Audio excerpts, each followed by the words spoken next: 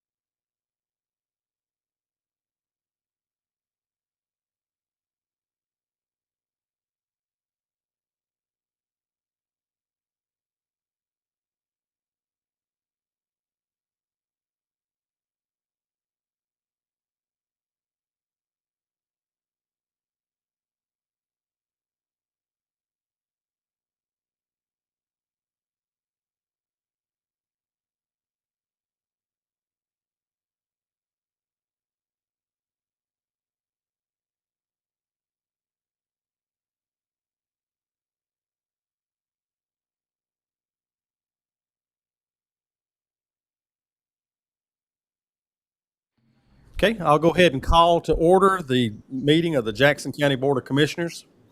Today is our regular meeting, our second business meeting of the month, September the 20th, 2022. And Commissioner Stribling could not be with us in person today. We've had some technical difficulties, but he is participating today via cell phone. So I've got my phone laying down here with the microphone down next to it. So hopefully he'll be able to be engaged and participate as much as possible. The first item of business today is we do want to entertain a proclamation. And at this time, I'm going to recognize Commissioner Woody to present this proclamation. This proclamation concerns Breast Cancer Awareness Month.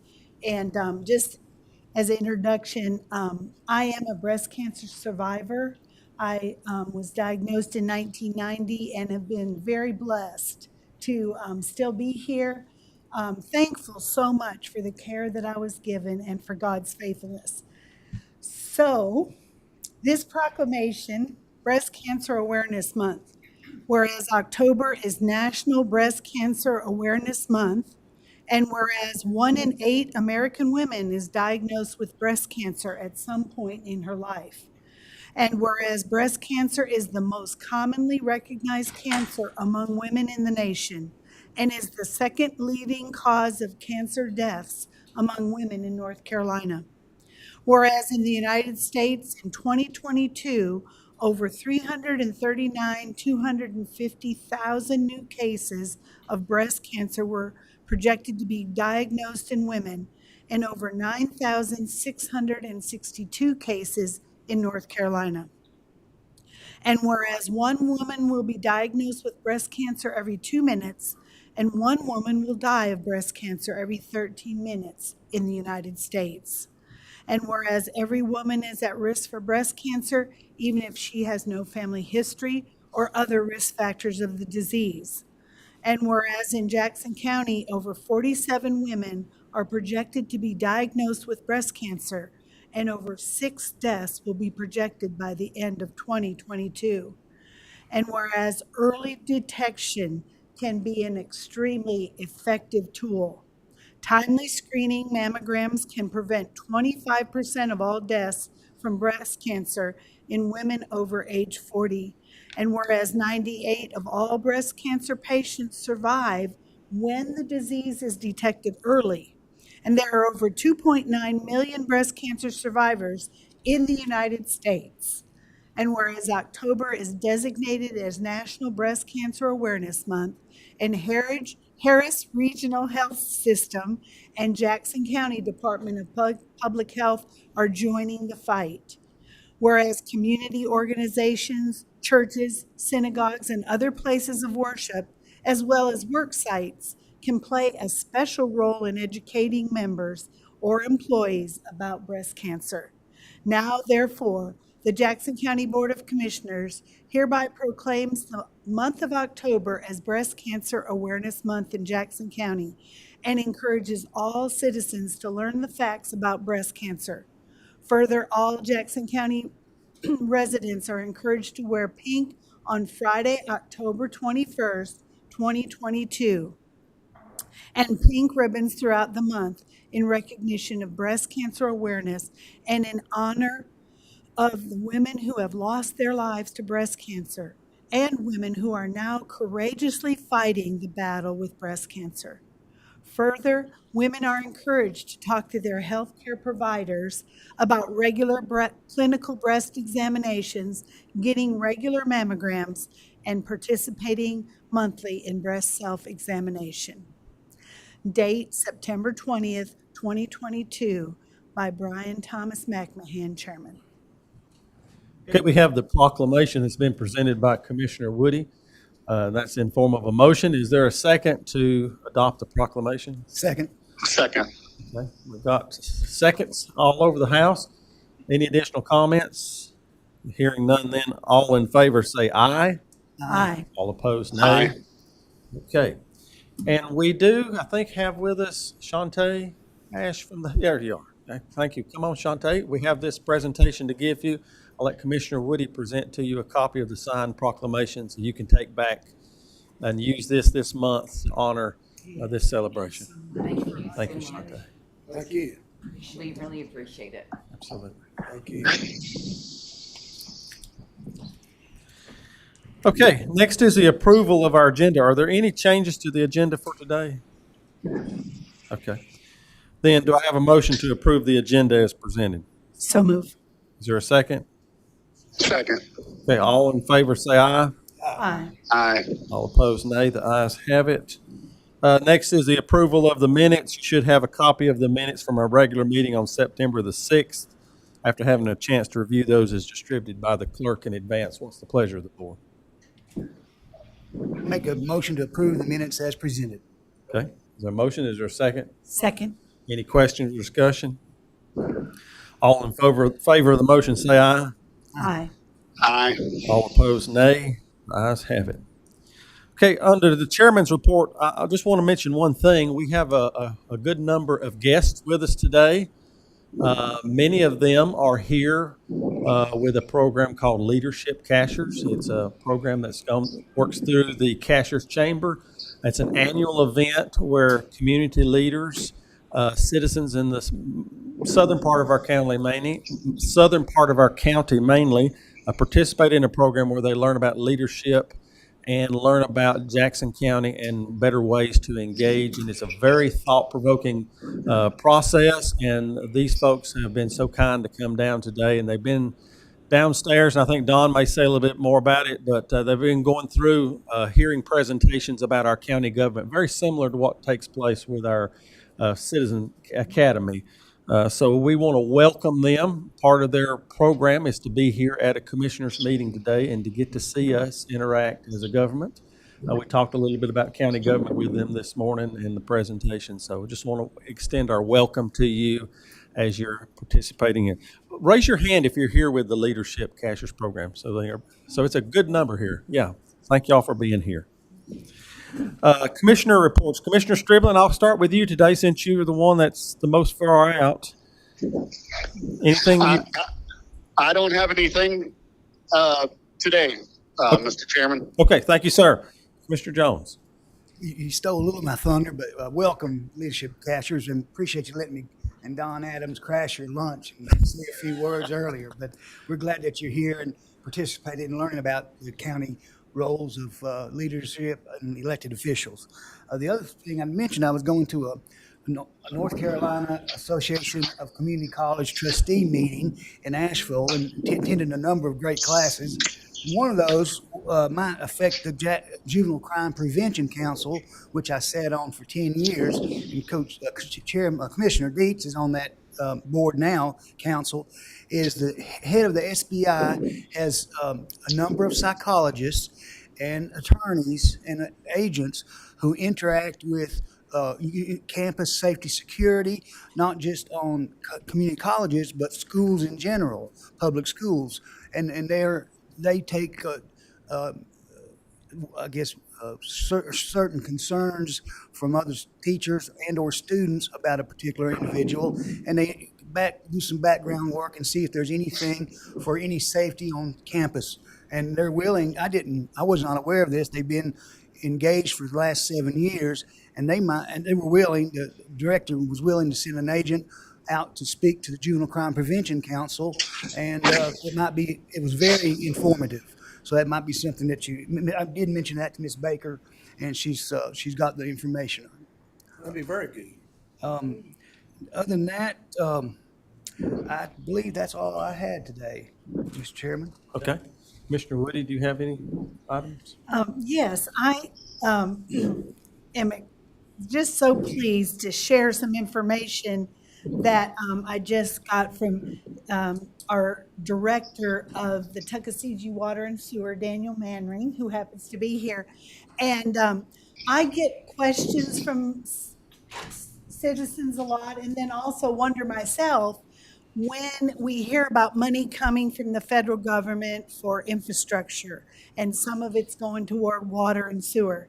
And so I was talking to him about that situation, knowing that some of that federal money, it's there, but do we ask for it? How do we get it? And I just want to commend him and his staff They have just gotten a $4.1 million ARP grant for doing clear and high service pump replacement project with TWASA. And I love the fact that and many of our departments do this. You know, we have our planning and rec department that did the PARTIF grant, and we get money for a new park. And when we have, I think the public needs to know that so many of our directors of our different agencies and nonprofits as well are securing federal funds and state funds by making the effort to fill out these grant forms. It's not just given to you, you have to request it, and you have to fill out a lot of paperwork. So I just want to commend all of them, and particularly Mr. Manring right now, for making sure that Jackson County gets some of this money. And it will serve all of our citizens so well. Commissioner Deeds? Yes, sir. Last week, Ms. Woody wore a medallion, which was a gold medal that she got in the Senior Olympics in Raleigh. And we have a tendency to give her a hard time. So we gave her a hard time about her medallion. And I got home, Mr. Chairman, got feeling guilty about it. So I sent her a text and told her we was all real proud of her. So I'd like to say we are real proud of her for taking part in that. Really, that's not about her, as she knows. That's really about encouraging seniors Yes. to get out and exercise and walk and do. I'm listening to this too. To do these things to keep themselves fit. And it's a way for some of them just to maybe go a step further. So we're proud of her for doing that. And we're proud of her for setting an example for our seniors. And I don't think she's yet a senior, but we appreciate her. Thank you so much. That's all, Mr. Chairman. Okay, thank you. I think Commissioner Jones has an additional comment. Did you mention where that grant was, what project that grant was for, Ms. Woody? Yes.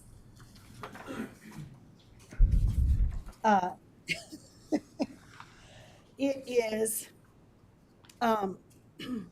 North Carolina Division of Water Infrastructure funding awarded to TWASA for our clear well and high surface pump replacement project. Good, good. And I just want to mention, the wheels of government sometimes takes time in projects.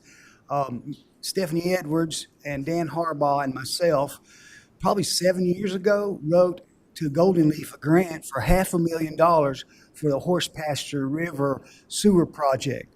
And we've acquired the land, but that project has moved very slowly, and COVID had a big effect on that. But as with all the future leaders in the southern end here today, wheels of government and projects and like authorities like TWASA still are moving forward on that very important project up in the southern end. Yes, thank you. Thank you. Okay, at this time, we'll move on to our county manager's report. Mr. Adams? So I looked up at the screen when I no longer have to. I am glad to say that I do have a screen in front of me now. So hopefully presenters, when they're presenting PowerPoint presentations and so forth, will no longer be squinting trying to see what's up on the screen. So I do have a short report today, Mr. Chairman, County Commissioners. First is we do have our standard monthly report in regards to permits.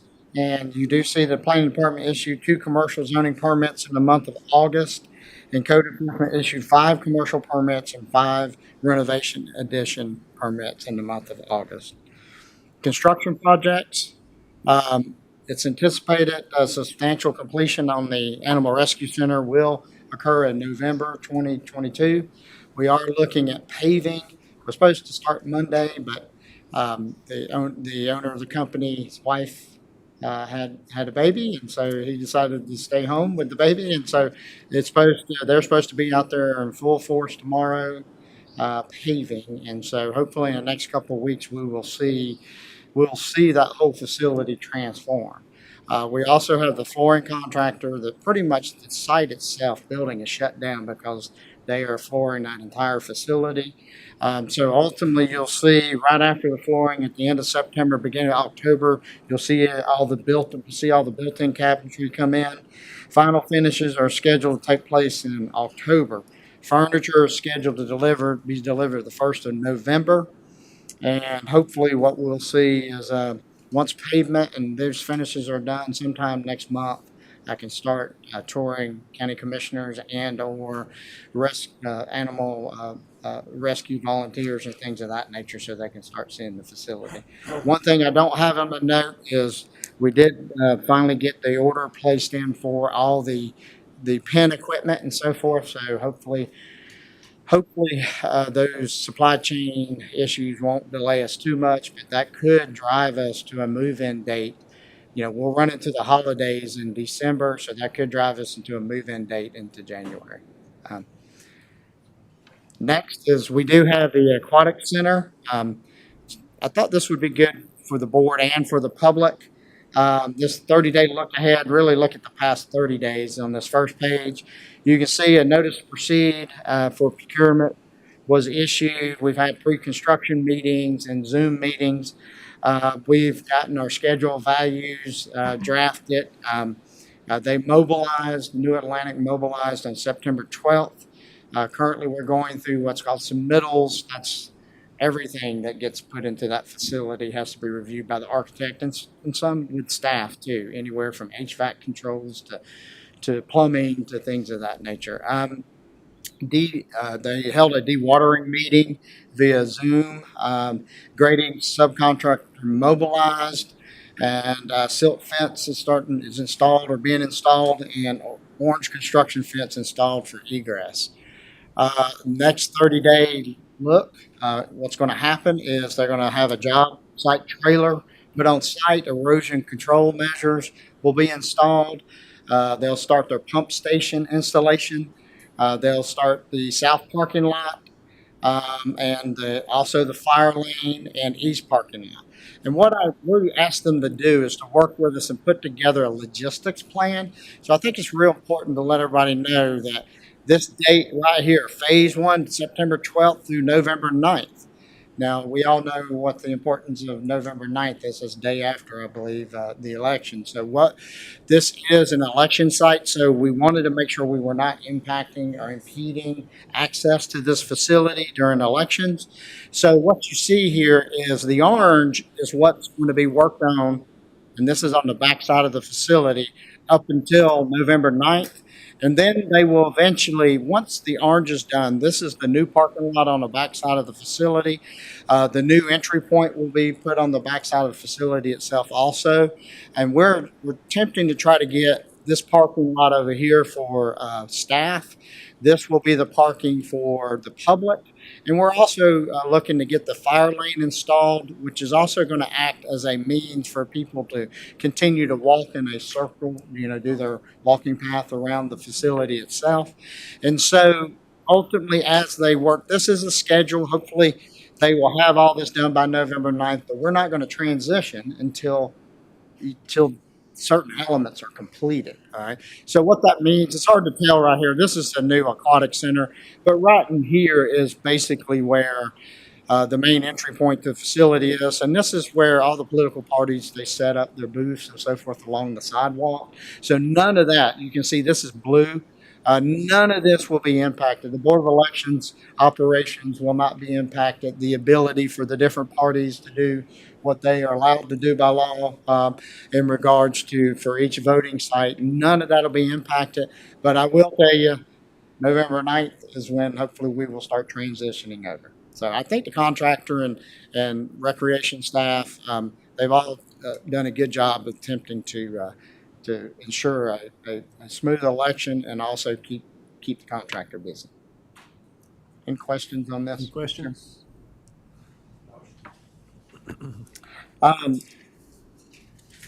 Next item is just going back real quickly is you do have on today's agenda the contract to Equinox to design the Cashier splash pad, walking path, tennis, pickleball court. They're developing the project schedule, so assuming the board approves the contract today, they'll work and provide a project schedule. I'll present that project schedule to this board when obviously I have it. That is something that the media hopefully pays attention to and can put it in a newspaper. So I think it's good for also the people in the Cashiers community to know what the schedule is in regards to the demolition of the pool, to the replacement of the splash pad, and also the grading and the placement of other amenities. And then finally, we will be bringing the Equinox is putting together a proposed design contract for the Whittier Quality Park, and we hope to bring that back to the board at the October work session. I also let the board know we do have Dr. Zen from VIA scheduled for the October work session in regards to starting that process as far as the opioids education to this board. I did get your information handed out as far as people with lived experience. And what we can do is start working on how we integrate those folks into this entire process. And that's my report, Mr. Chairman. And before I end it, I do want to thank I believe we do have Sheriff Hall back here. I do appreciate it for hosting this group today. They were going to come up here and present, but because staff is getting ready for this meeting and so forth, the sheriff was kind enough to host the event downstairs. And also I do want to appreciate the people willing to participate in programs like this, because it is a time commitment on their behalf, but it just shows people do care about their community. That's all I have, Mr. Chairman. Thank you, sir. And we do have a couple of people signed up for Okay. comment. Commissioner Dietz, I think, has some comments. Our county manager's a hard worker. He does a good job. If you wouldn't notice, I don't know if you've met him before, but his head's a little bigger today than it's been. He graduated from Appalachian State University. Yes, sir. And if you watch any sports last 3 weeks, that's all they're talking about, Appalachian. Yes, sir. And, we're tickled for Appalachian too, and I know he is. Yes, sir. I appreciate that. Yeah.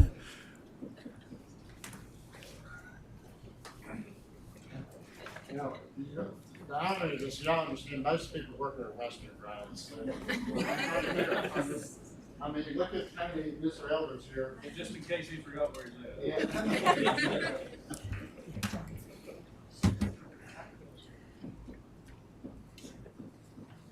Okay, this next part of our agenda is our informal comments by the public. This is where we have an opportunity to hear from you. And so we have 2 people already signed up, and I'll get to them first, and then we'll see if there's anybody else here. So Karen Johnson, I believe, is the first person on the list. Karen, it's always good to have you with us. Thank you. Come talk to us about UCM, I'm assuming. Yes, I am. And somebody probably have to keep track of my time because I tend to go on at the mouth about it. But today I gave you a handout, and I want to talk about something. Almost 2 years ago, I walked into this position, and when I walked into UCM, it was like walking into 1950. There was no technology. Everything was by paper. We didn't have any data. I'm an accountant. I love data. So we have been digitizing this year, and so we've come up with some data finally. You can tell that there's data for 2022. The 2021 data is kind of sketchy, and 2020 is almost non-existent. We did not know how many people we served or what kind of people we served. We did not realize that 26% of our people are disabled, of our client base is disabled. We're trying to figure out how many homeless we have, how many disabled homeless we have, how many disabled veterans we serve. We're trying to get to that point. We're just not asking the right questions yet. So I will be back with better data later in the future. But what I wanted to talk to you about really quickly, and let me know if I'm going to run out of time, is that we have a homeless problem. And I don't know if you guys know it, but we have a homeless problem, and I'm seeing it every day, more and more. And a lot of them are the people who are that are challenged mentally. Mental illness is definitely out there. They're having problems because they cannot get their meds. If you do not go to a counselor regularly, you don't get your meds, which means that and then the last 2 years, you can get a driver's license to save your life. So they don't have any ID. And so therefore they can't get jobs and they can't get homes. I'm seeing them daily. I'm seeing them all the time. They walk up, they need food, they need something. I'm seeing them come in. We have a real problem, and I don't think we've seen the wave yet. I think it's going to show up this winter because last winter was very interesting. And I just wanted to give you some data, let you know what we're doing, how we're trying to figure this out. I talked to other agencies, and they're seeing the same problems. So I just want to let you know that we're seeing it. I'm worried about the wave that's getting ready to happen. I'm worried about what's going to happen because, I ran through all my budget lines this year. We gave out more food through August than we did all year last year. So we're going through food like crazy. We've gone through all of our financial money already this year. We haven't even got to the last quarter yet. So I just want you to know that it's out there. I will be back with more data as I get it, but we really I don't know what the solution is. I can't give you a solution. I can only give you the problem that I see every day. So I wanted to let you know you have some data now in front of you, and I'm excited about the data. You can tell. And I just want you to know that maybe if we need to sit down and talk at a different venue than this, that's fine. But I just wanted to let you know. And so thank you very much. for your time. Absolutely, thank Have you, a good day. Karen. Thank you for all you do for our community. Thank you, Ms. Woody. Volunteer. Okay, and now we're going to hear from Leadership Cashiers, and Angela Owen is going to say a few words about their program.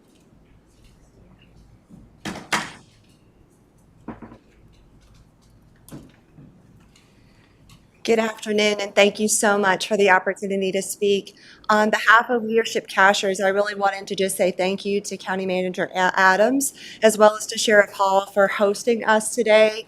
These community leaders focus on a variety of different topics throughout the year. Government Day obviously is our day today. Next month we'll do Education Day and the likes. And the purpose is you see a group of people back here who are committed to this community. They're committed to Jackson County, and they want to know how to best serve. And so we thank you for the opportunity to share a little bit more insight about the government as they're plugging in each and every day. And thank you to the commissioners for allowing us to be here this afternoon in your meeting. Thank you. Thank all of you. Is there anyone in the audience that would like to speak that did not get a chance to sign up?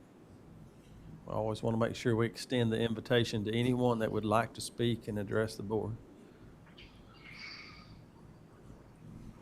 Okay, hearing none then, we'll move on. Our next item of business is our consent agenda. We're going to take a look here at 3 items under the consent agenda. And the first presenter will be Ms. Darlene Fox, our Finance Director, for the Finance Report for August 2022. Good afternoon. Afternoon.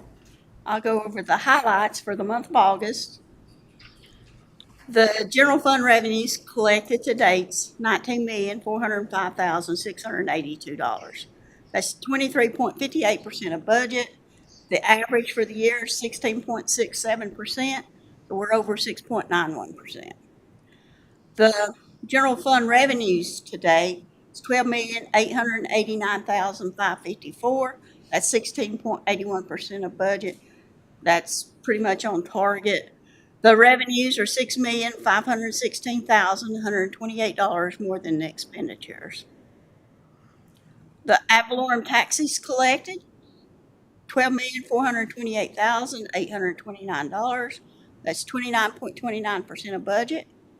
And the motor vehicle taxes is at 18.09% of budget at $318,012. The prior year taxes, $101,870. That's 14.54% of budget. We received the sales and use tax distribution in the amount of $1,806,261 for the month of August. That represents May sales. That amount was 4.81% more than we received last August. The Article 46 distribution was $203,856, and at the end of May, the average for the fiscal year is 13.51%, increase over FY21.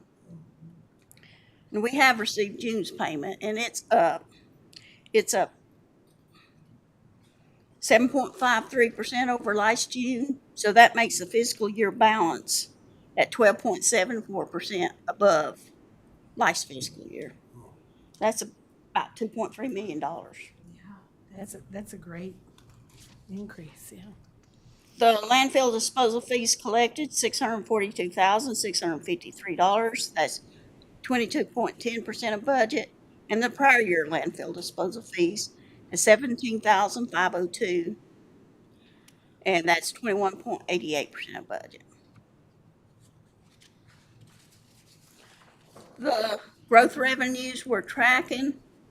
At this point, the register of deeds is above budget at 20.81%. The code enforcement is 1.24% above budget, and planning and environmental health are below budget at this time.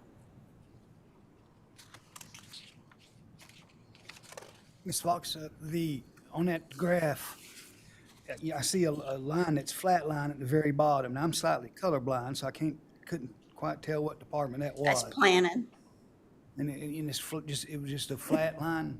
pretty much. Oh, That only represents July and August revenues. Everyone looks up. Get the defib out. It should increase. okay. Okay, the general fund contingency balance at the end of the month is $1,311,594.84. We did make one deduction in August for capital outlay for various departments. I'd be glad to answer any questions on the report. Any questions concerning the finance reports? If not, then we do have a budget ordinance amendment, item 2. The amendment is on the grant ordinance. It's for the American Rescue Plan Act, decreasing it $64,711.57 and making appropriation to await for that amount.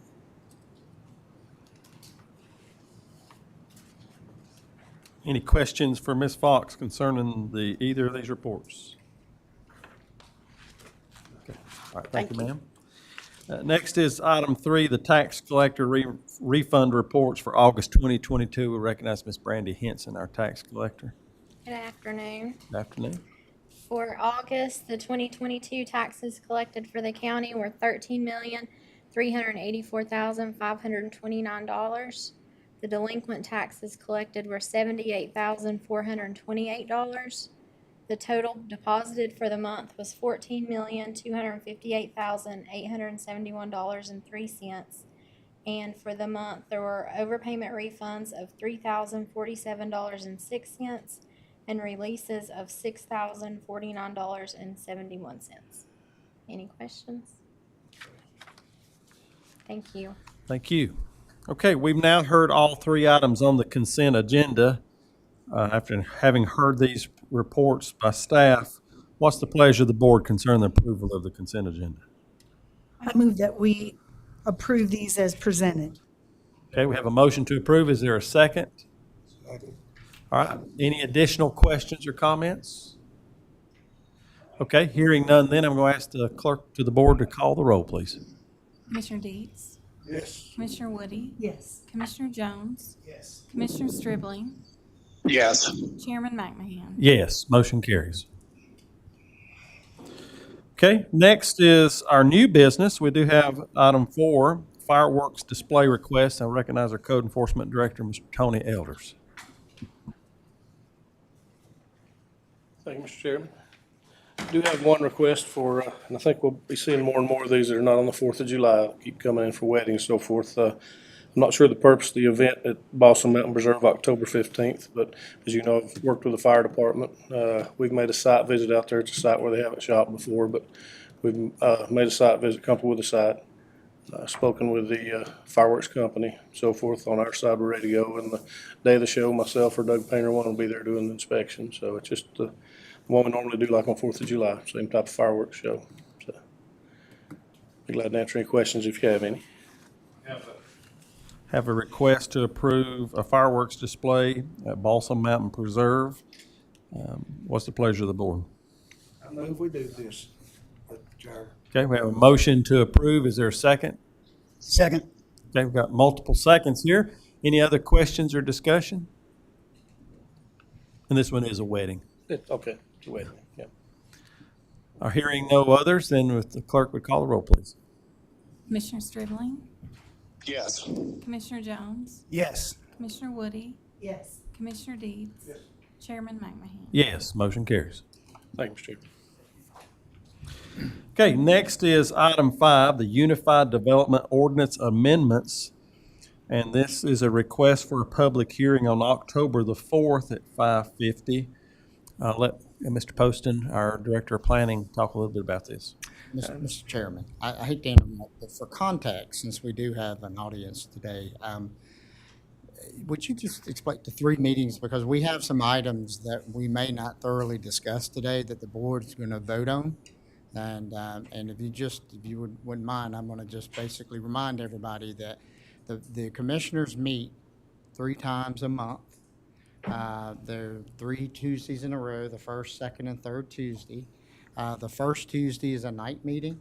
Second Tuesday is what's called a work session in which the board does not vote upon. And then the third Tuesday is a day session such as today, in which a lot of the information that we see today has already been thoroughly discussed at the 13th meeting.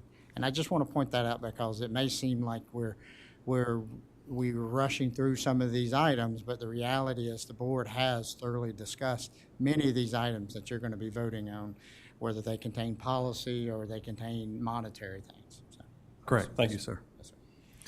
Mr. Poston? Thank you, Mr. Chairman, Commissioners. As we spoke a couple weeks ago, this is bring forward a request to schedule a public hearing for October the 4th at 5:50 p.m. To allow the public to comment on some changes to our Unified Development Ordinance, more specifically to Section Article 6.4, which is our industrial development regulations that will deal with small-scale animal processing facilities, cryptocurrency operations, and renewable energy facilities. That also includes amendments to Article 11, which is our definition section, to include those definitions of those uses. And then we have a request coming from our 441 Planning Council, a recommendation coming from our 441 Planning Council to amend the table of uses in that district to allow breweries and microbreweries in the gateway and industrial districts. Certainly I can answer any questions that the board may have, but just requesting that you call for that public hearing October the 4th at 5:50. And as our county manager just mentioned, we did discuss these at great length at our work session, all these text amendments. And we are prepared to advertise an official notice to the public to allow the public to know about the amendment changes, to be able to be informed, to come in and to present comments at this upcoming public hearing. And then after that public hearing, we'll be in a position to place it on the agenda at the business session to take action and officially ratify them. There have already been public hearings at the planning board level. And so all these amendments have already passed through one level of scrutiny by the public, but this would be the final level of scrutiny and ability to comment and have a voice in the change when we take the place on October the 4th. So hearing that, do we have a motion then by one of the board members to officially call for this public hearing on October 4th at 5:50 here in this boardroom? I move that on 5:50 of October the 4th, that we have a public hearing as to these articles. Okay, we have a motion then to create this public hearing for these text amendments. Is there a second? Second. Any question or discussion? I do have a question, and I'm sure that you told us this and I forgot. But when we say small-scale animal processing, is that dependent on the number of animals processed or the size of the facility? So when looking at the regulations and how you regulate land use, it's hard for us to regulate a number. It's being like a number of animals that are being processed at any given time. It's really hard to manage. So what we're focusing in on is the size of the facility. Size of the facility will inherently limit you as to how much you can process because it's a smaller scale size. And right now we're proposing that it can be in a building or multiple buildings with not exceeding 10,000 square feet in size. And I would, I believe that then when you have a facility like that, there are also regulations with the byproduct of processing these animals. So we're going to require them to, if somebody wants to come in and establish one of these uses, they would have to also accompany with a waste management plan, Okay. telling us how they are going to, what they're going to do with the renderings, and they also have to follow all state and federal guidelines for that type of activity. Okay, thank you. Okay. Any other questions? Okay, if not, then I'll ask our clerk to call the roll, please. Commissioner Deeds? Yes. Commissioner Woody? Yes. Commissioner Jones? Yes. Commissioner Stribling? Yes. Chairman McMahon? Yes, motion carries. Thank you. Mr. Chairman, may I say something? Yes, go ahead. To go off a little bit more on what Mr. Adams said about the meeting times, the 6 o'clock meeting that we have is at that time, so that any individuals who get off work can have time to come and give us their input on comments. So with the leadership, citizens, cashiers, folks here, keep that in mind when you talk to your citizens throughout the community, that we do have a 6 o'clock and a 1 o'clock opportunity to talk about public comments. Thanks. Okay, next item, item 6 is the recreation splash pad and park features, be the architectural contract. Recognize our Park and Rec Director, Mr. Rusty Ellis, to highlight this item. Once again, we've reviewed in advance. Good afternoon, Mr. Chairman, Yeah. Commissioners. Hope everybody's doing well today. As Brian mentioned, we did present this to you guys last week at the work session. I'm just here today to get in front of you, see if you have any questions concerning the contract and what we're deciding moving forward. Again, this is the splash pad, the demo, the pool, to replace it with a splash pad, tennis court / pickleball courts, as well as walking pad and support amenities with that. Any questions for me pertaining to this contract? And the total amount of the contract is $119,263.63, and then there's an additional design bid of $13,200 for the pickleball courts. For the alternate, correct. All right, as an alternate. Any questions from the board concerning this? No, but I just wanted to make a comment for our guests. I believe these were items that in your survey in the Cashiers Glenville area that were priorities of people that answered that survey. Isn't that correct? Yep, that was Yes. from the survey and the public meetings we had back in 2020. Right. This was all part of the master plan that we actually created through them. Yep. Thank you. Okay. Any other comments or questions? If not, then do I have a motion to approve this architectural contract? So moved, Mr. Chairman. Is there a second? Second. Okay. Any other question or discussion? Okay, hearing none, Madam Clerk, if you'd call the roll, please. Commissioner Stribling? Yes. Commissioner Jones? Yes. Commissioner Woody? Yes. Commissioner Deeds? Chairman McMahon? Yes, motion carries. Thank you. Okay, thank you, sir. Next is item 7. This is, like I said earlier, these are the updated policies. Item 7 and 8 are a combination. We'll vote on these separately, but we'll go ahead and recognize Ms. Alm, who can answer any questions from the board about these various policies that they're requesting through her audit. She's requesting that we make some changes to bring them up to date. Yes, thank you, Chairman. as presented on September 13th, I presented to you the zero tolerance drug and alcohol testing policy that has been updated per the last template from the North Carolina Department of Transportation Integrated Mobility Division. And wanted to see if you have any questions on that particular policy for the drug and alcohol. Okay, hearing none then, let's go ahead and vote on this one. Item 7, someone like to put forward a motion to amend this policy and adopt the new policy? Okay, we got a motion from Commissioner Dietz to approve this updated policy. Is there a second? Second. Any other questions or comments? Okay, Madam Clerk, if you'd call the roll, please. Commissioner Deeds? Yes. Commissioner Woody? Yes. Commissioner Jones? Yes. Commissioner Stribling? Yes. Chairman McMahon? Yes, motion carries. And then item 8 is on. Thank you. As you mentioned, Chairman, as mandated by the North Carolina Department of Transportation Integrated Mobility Division, we're in the process of going through a proficiency review, and it is conducted every 3 years. A little bit delayed due to COVID. But in doing that review, we saw that some of the policies and procedures needed minor policy revisions, just an update, because some of those were dated possibly 2010. And so I am asking today that the Board of Commissioners adopt the following Jackson County Transit policies as presented: the cash management, charter, conflict of interest, fare and service changes, and refusal of service, and last but not least, the Americans with Disabilities Act of 1990. Do you have any questions for any of these policies that were presented?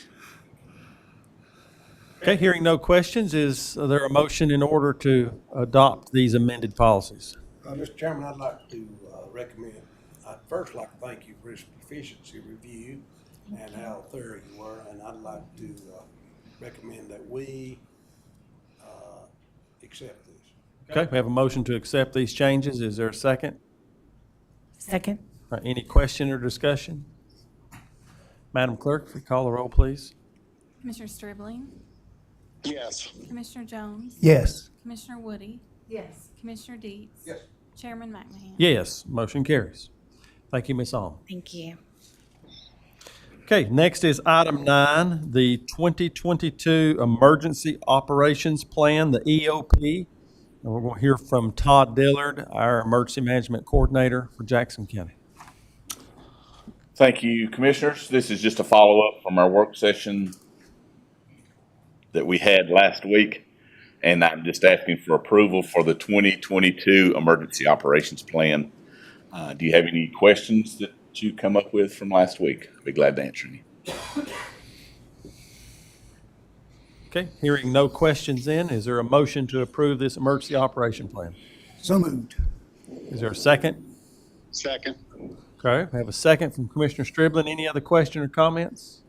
I just would like to make one comment that when I was at the state training for commissioners, there were several of the presenters that spoke very highly of our director here in Jackson County, Todd Dillard.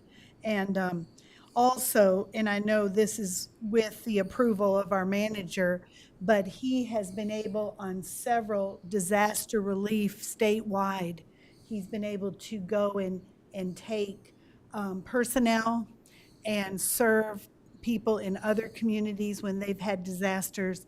And so we are so blessed to have someone who's so highly qualified and serves us so well. Thank you, ma'am. Appreciate the work. Any other questions or comments? If not then, Madam Clerk, if you'd call the roll, please. Commissioner Deeds? Yes. Commissioner Woody? Yes. Commissioner Jones? Yes. Commissioner Stribling? Yes. Chairman? Yes, motion carries. Thank you. Thank you. Next is our old business. We have one item under old business. That's item 10, final offer for lot 49. This would be in the Enchanted Forest. We'll recognize our county attorney, Ms. Baker, to Yes, so this is one of the newer lots we had on our list of the tax foreclosures, but we had owned it for over a year. The original offer on this, which you accepted back in August, was for $2,000, and it went through an upset bid periods. We did have several upset bids, and ended up the final offer was the $11,000 that you see here. So that was a good one, and he's ready to close that out if you approve of that today, and I'm happy to answer any questions. Now, where is the Enchanted Forest? This is, you may Sound remember, like this. and actually probably is, because it adjoins Forest Service land. It is up at the top of Pumpkin Town. You actually you go to the end of Pumpkin Town and go up from there, and I forget the name of the drive, but then that's the Enchanted Forest subdivision, and it does adjoin Forest Service land. It's way up there. Snows first up there, doesn't it? Probably. Okay, through our upset bid process, we've been able to get a final bid of $11,000 for this Lot 49 in the Enchanted Forest. What is the pleasure of the board concerning accepting this bid? I move that we accept this bid. Okay, is there a second? Second. All right, any other question or discussion? Hearing none then, Madam Clerk, if you'd call the roll, please. Commissioner Stribling, Yes. Commissioner Jones, Yes. Commissioner Woody, Yes. Commissioner Deets, Yes. Chairman McMahon. Yes, motion carries. Next is our legislative portion of the agenda, which would be item 11. This is the Transit 5310 and the Transit 5311 program grant resolutions. You'll find this in the resolution R22-19, and as you recall, we had a public hearing prior to the start of this meeting today at 12:55 p.m., and no public comment was offered. I'll recognize Ms. Alm, our transit director, to provide any final comments or questions, or entertain any questions from the board before we take official action on this request.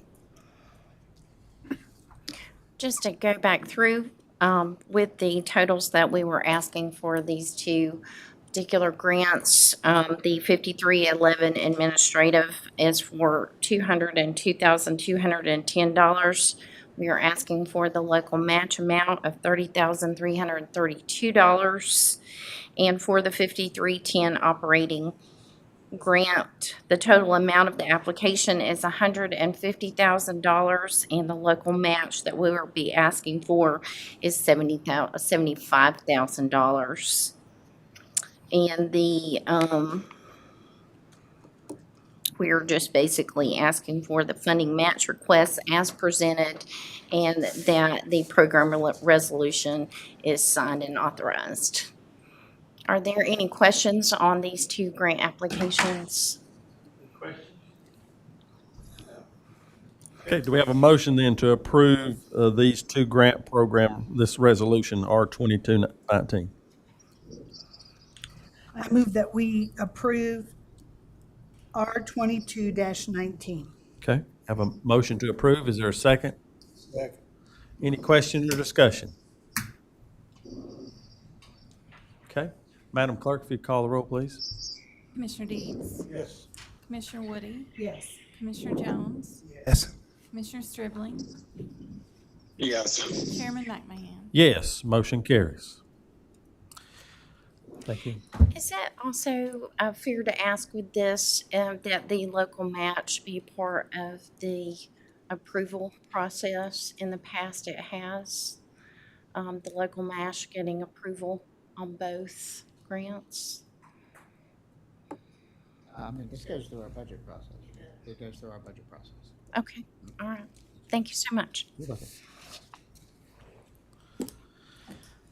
The last item on our approved agenda for today is item 12, which is the Smoky Mountain Regional Hazard Mitigation Plan. This will be found in the text of Resolution R22-20, and once again, we'll have this presented by our Emergency Management Coordinator, Mr. Todd Dillon. Hello again, Commissioners. This is a regional hazard mitigation plan This is in conjunction with the Eastern Band of the Cherokee Indians and counties who have property in their county as EBCI property. This is a 5-year plan. This is mandated by FEMA and the State Emergency Management Office that each county does have a hazard mitigation plan, and we're fortunate to have a regional plan. So I do ask for adoption and resolution of this plan. If you have any questions, I'd be glad to answer any. Any questions about the plan? Any follow-up before we take action? Just to remind the audience that how many pages is this plan for Jackson County or these counties? 710, I think. That's just this one. The emergency operations plan is 400. Thank you. All right, do I have a motion then to approve this resolution R22-20? Motion to approve R22-20. Okay, is there a second? Second. Any question or discussion? Hearing none, then, Madam Clerk, if you'd call the roll, please. Commissioner Stribling, Yes. Commissioner Jones. Yes. Commissioner Woody, Yes. Commissioner Deeds, Yes. Chairman McMahon. Yes, motion carries. Thank you, Commissioner. Thank you. That brings us down to the end of our agenda for our regular scheduled approved agenda. I don't see any press here today, or they're not online. I'm getting the message that there's no one online to offer any questions. Do we have any need for closed session today? No, sir. No need for closed session. So with that, we've come to the end of this meeting, and we once again want to thank y'all for being here today. And I'll entertain a motion to adjourn. Is there a second? Second. All in favor, say aye. Aye.